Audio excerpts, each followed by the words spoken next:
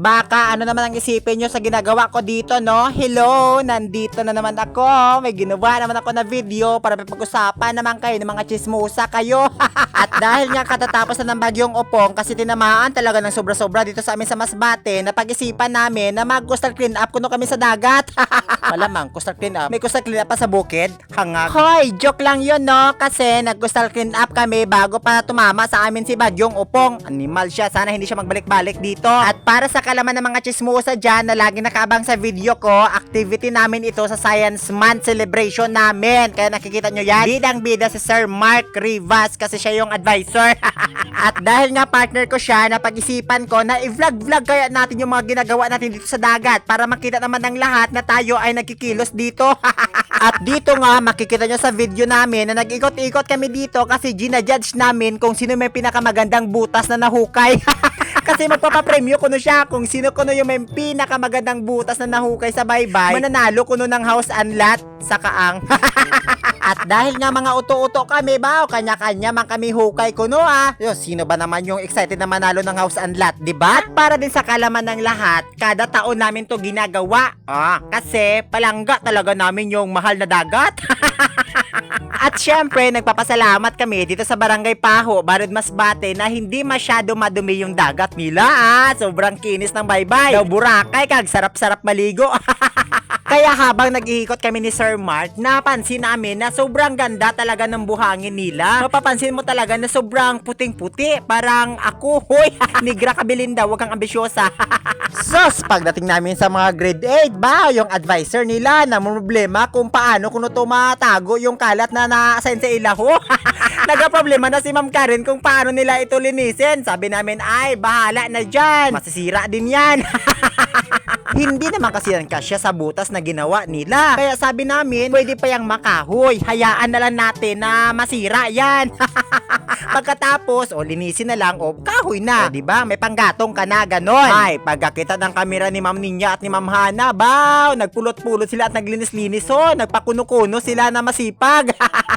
Diba? Masipag talaga yung dalawang iyan.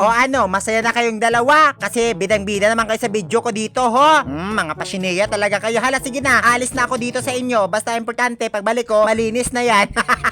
Sas todo, linis silang dalawa. Bala na kayo yung dalawa. Dito nga, may nahagip naman sa aking kamera, ho. Yung mga dilawan. Sige man yung ukay-ukay nila. Tapos, nang problema yung advisor nila, ano ko nung ilalagay namin dito sa aming hinukay kasi walang basura dito. At napag-isipan ko na ilagay nyo dyan yung mga kurap dyan sa flood control kasi sila talaga yung dahilan bakit nagbaha-baha na. Napiste talaga ako mag-inisip sa kanila. Sana sila na lang yung inanod ng baha. Mga kurap. At ito naman yung mga grade 8. Gusto rin para nila na sila kuno yung manalo sa best kuno in hukay. Kaya ayan, gusto nila na design diamond. Ay, bahala na kayo dyan. Suluhin nyo yung diamond na yan. Napansin rin namin na ang haba-haba pala ng nilinisan namin. Kaya ayan, nag-ikot-ikot kami. Sobrang ganda talaga dito ng baybay dito sa Paho. Sobrang puti talaga. Kaya kung ako sa inyo, maligo kayo dito kung gusto nyo na magputi man. At dito, nakita ko yung mga kasamahan ko na nagpulong-pulong sila. Baw, alam mo kung ano yung pinag-uusapan nila. Gusto pala nila bilhin ko yung baybay ng Paho. Sabi ko, wag yan bilhin kasi akin na to. Kasi mag-aasawa ko ng afam. Napansin ko rin na ito si Sir Mark, yung advisor ng Yes-O. Baw, grabe talaga si Sir Mark. Pagkakita niya na may nakalubong pa na dahon ng niyogin, pinakuha niya sa bata. So, andito na nga tayo sa mga grade 7. Grabe, kahit mga maliit lang sila, pero sobrang sipag talaga nila. Pagkakita nila na madumi pa yung mga area nila, todo, linis sila.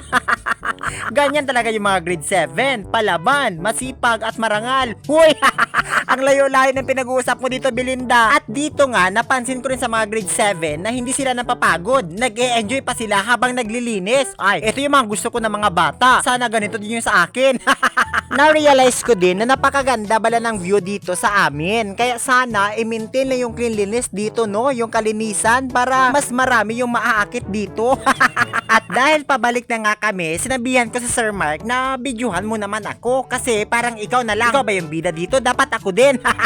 Kaya binidyohan niya ako na kunwari nagtutourism video ako dito. O, kita niya yan? Malinis na talaga yung baybay dito sa amin at yung dagat napakaganda, napaka-blue at saka green. Huy! Ang ganda-ganda talaga dito. Gusto ko talaga doon maligo buong araw. Nung malapit na nga ako sa kanila, nakita ko na hindi pa rin sila natatapos sa kanilang pinagpulong-pulungan dito. Tama na yan, uwi na tayo. Nakakapagod na. At dahil mga bida-bida yung mga grade 9, sila talaga yung nag-una-una mag-picture-picture ho. Kasi kung sila ko yung mga maganda, ay hindi pwede. Dapat ako yung maganda una. Pero hindi pa pala sila tapos. Kaya ayan, natawa ko sa kanila. Inuna nyo pa yung picture-picture ha. Hindi pala kayo tapos pa maglinis. Ala, tapusin nyo yan. Mga pasineya kayo. At dahil tapos na din yung mga grade 12 na picture-picture na sila. O, eto sila ho. Napansin ko na bakit wala yung mga grade 11 ko dito. O, andito yung mga grade 7. Pero kami wala. Sir Mark, paki-explain saan na yung video namin. Ha, ang unfair mo. O, pauwi na nga kami. Pero sige, okay lang. Pero yung mga grade 9 hindi pa tapos. Sige, huwag kayong umuwi hanggang hindi pa kayo tapos. Inuna ko sa inyo mga picture-picture ha. O sige na, bye!